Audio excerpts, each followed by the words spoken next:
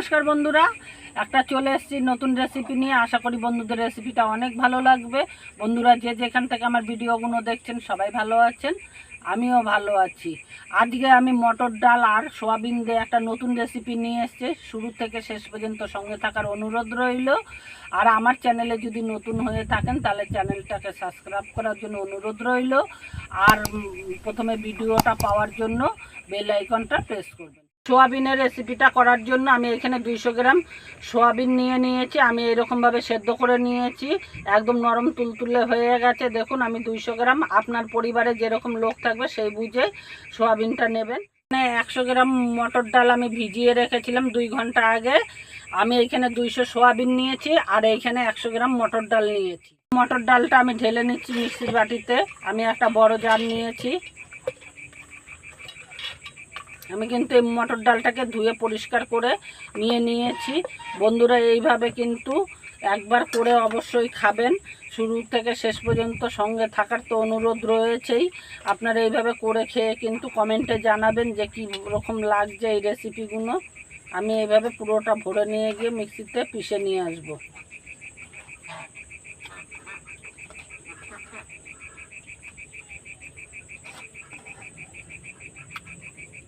এইখানে যাহাতক আমি 300-র মতন জিনিস নিয়েছি, সেই হিসেবে আমি 6টা লঙ্কা দিয়েছি। আপনারা ঝালটা কম বেশি করে নেবেন। আমি এটা দিয়ে পিষে নিয়ে আসছি। এখানে আমি ডালটা আর সোয়াবিনটা পিষে এনেছি। বন্ধুরা দেখুন, এইভাবে আমি পিষে নিয়ে এসেছি।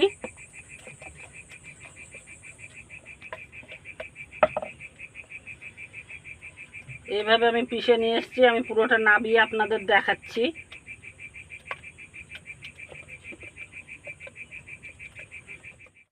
এখানে প্রথমে আমি একটু গুঁড়ো হলুদ দিয়ে দিলাম 1/2 চামচির মতন। আমি 1 চামচের মতন ধনের গুঁড়ো দিয়ে দিলাম। 1 চামচির থেকে একটু কম আমি জিরের গুঁড়ো দিয়ে দিলাম। 1 চামচির মতন লঙ্কার গুঁড়ো দিয়ে দিলাম। এইখানে আপনারা ঝালটা কম বেশি করে নিতে পারেন। স্বাদ মতন নুন দিয়ে দিলাম। আমি 1 চামচের মতন ম্যাগি মশলা দিয়ে দিলাম। এইটা দিলে স্বাদটা আর একটু বেড়ে যায়, সেই জন্য দিলাম। 1 চামচির মতন চিনি দিয়ে দিলাম। মিষ্টিটা যদি আপনারা পছন্দ করেন দেবেন, আমার ভালো লাগে সেজন্য আমি মিষ্টিটা ব্যবহার করলাম। আমি এখানে খানিকটা ধনেপাতা নিয়েছি, ধনেপাতাটা দিয়ে দিলাম কুচানোটা। আমি সব রকম জিনিস দিয়ে মশলা দিয়ে এইটাকে ভালো করে মেখে নেবো। এইভাবে আমি মশলা দিয়ে ভালো করে মিশিয়ে মেখে নিয়েছি সুন্দরভাবে। বন্ধুরা আমি এবার এটাকে সাইড করে রেখে দিচ্ছি। এখন বন্ধুরা আমি এইখানে আগুনটা জেলে কড়াইটা বসিয়ে দিয়েছি আর এইখানে তেল দিয়ে দিচ্ছি পরিমাণ মতন। এটা আমার গরম হয়ে গেছে। আমি 1/2 চামচের মতন পাঁচফোড়ন ফোড়ন দিয়ে দিলাম। এটা ফোড়নটা আমার এইখানে হয়ে গেছে। আমি যে তৈরি করে রেখেছিলাম যে মশলা দিয়ে ব্যাটারটাকে, সেটা আমি আস্তে আস্তে কড়াইতে দিয়ে দিচ্ছি তেলের মধ্যে। এটার মধ্যে একটু পরিমাণে বেশি তেল লাগবে, তাহলে কিন্তু খেতে কিন্তু স্বাদ হবে। অল্প তেল দিলে হবে না এটাতে।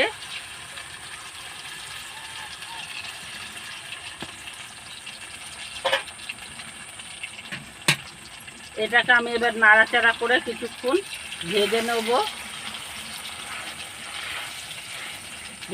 একটা শুকনো ভাজা ভাজা করে একটা শুকনো ডোয়ের মতন তৈরি করব নেড়ে চেড়ে।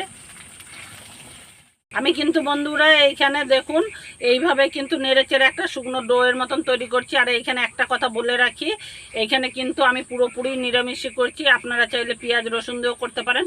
আমরা নিরামিষের দিন হলে কি করব কি খাবো এই চিন্তা করি, কিন্তু সেই হিসেবে এইভাবে যদি রেসিপিটা করে খান তাহলে কিন্তু অবশ্যই নিরামিষের দিনে আশা করি মাছ মাংস মানুষের খাওয়া ভুলে যাবে। এরকম নিরামিষে একটা যদি রেসিপি থাকে। আমার এটা শুকনো হয়ে গেছে, আমি এটাকে নামিয়ে নেব। শুকনো হলে বুঝতে হবে একটাই যে কড়াই থেকে ছেড়ে যাচ্ছে, মানে শুকনো হয়ে গেছে। এবার এটা আমাকে নামিয়ে নেব। আমি একটা থালা প্লেট নিয়ে নিয়েছি। আমি প্লেটের মধ্যে সামান্য একটু তেল দিয়ে দিচ্ছি, দিয়ে আমি ভালো করে মাখিয়ে নিচ্ছি এইভাবে থালাটায়।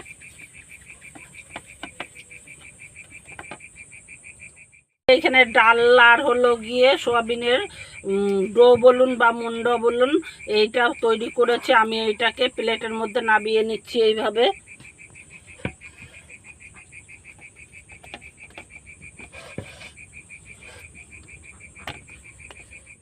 এইখানে যে আমি নাবিয়ে নিয়েছি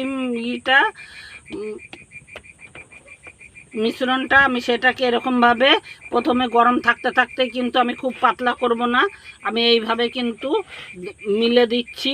একদিক দিয়ে ঠান্ডাও হবে, আরেক দিক দিয়ে কিন্তু এইটা এরকমভাবে ইসে করে নিচ্ছি। আমি প্রথমেই চারকোনার মতন করে রাখছি, পরবর্তীকালে আমি দেখাচ্ছি। আমি কিন্তু খুব পাতলা করব না, এইখানে সামান্য পাতলা করছি। এইভাবে গরম থাকতে থাকতে কিন্তু আমি 4-5টা এরকম করে রাখলাম।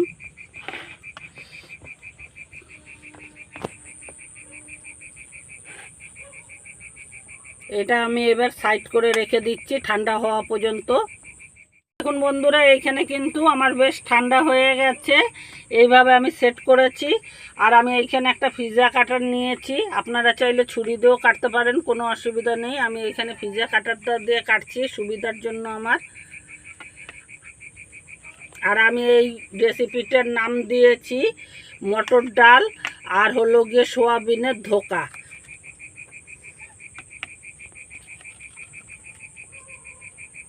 আপনারা আপনাদের পিসটা নিজেদের মতন কেটে নেবেন। আমি এইরকমভাবে ছোট ছোট করে করে নিচ্ছি।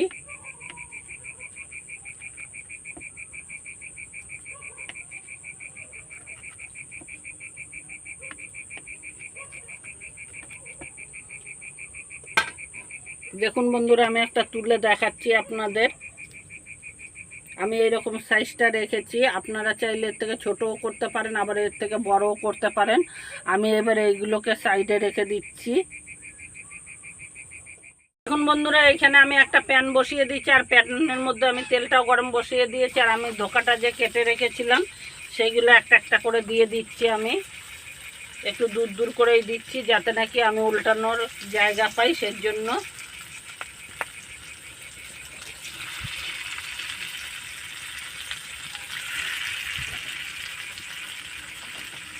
আমি কটাই দিলাম যাতে নাকি আমি উল্টাতে পারি, সেজন্য আমি এইখানে কিন্তু এরকমভাবে দিয়েছি। আমি এক পিঠে একটু লাল করে ভেজে নিয়ে তারপরে উল্টাতে হবে, কিন্তু না হলে কিন্তু ভেঙে যাওয়ার ভয় আছে।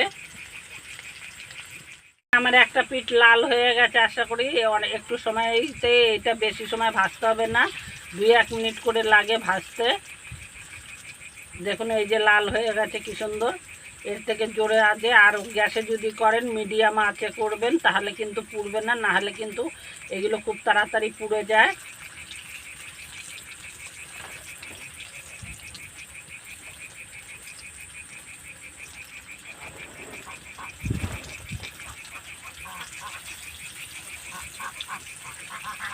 আমি এইভাবে উল্টে পাল্টে লাল করে ভেজে নেব।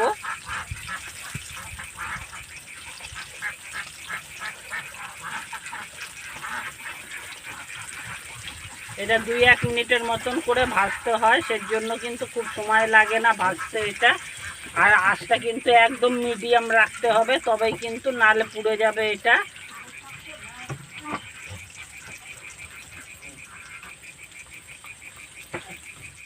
দেখুন বন্ধুরা, আমার 2 পিঠই ভাজা হয়ে গেছে সুন্দরভাবে, দেখুন লাল হয়ে গেছে। আমি এর থেকে বেশি আর লাল করব না, বেশি লাল করতে গেলে কিন্তু পুড়ে যাবে।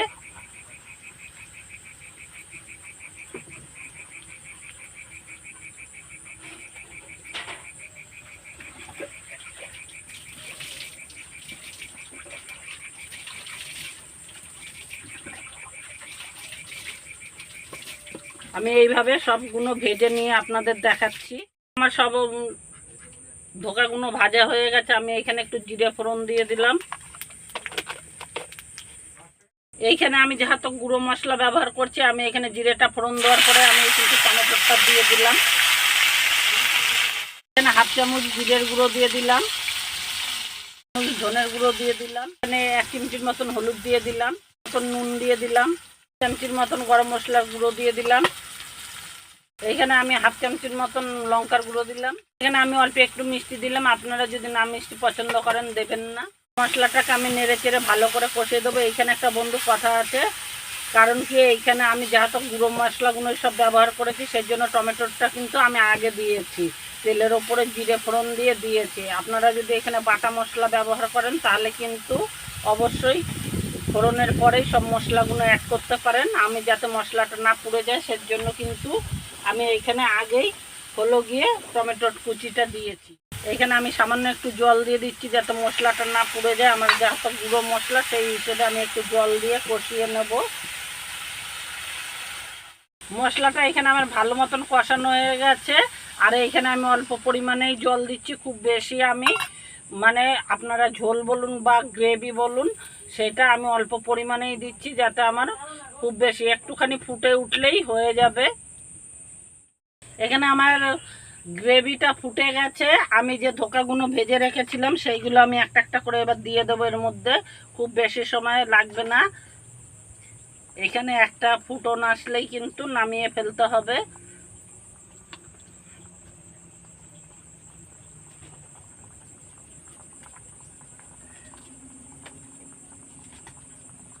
এখানে আমার হয়ে গেছে। আমি এইখানে 1 চামচের মতন ঘি দিচ্ছি, দিয়ে আমি নামিয়ে নিচ্ছি, কারণ এইটা যেহেতু নিরামিষ সেজন্য আমি ঘিটা ব্যবহার করলাম। এবার এটাকে নামিয়ে ফেলছি। বন্ধুরা আমি আর নামালাম না, এখন গরম আছে, একটু ঠান্ডা হলে আমি নামাবো।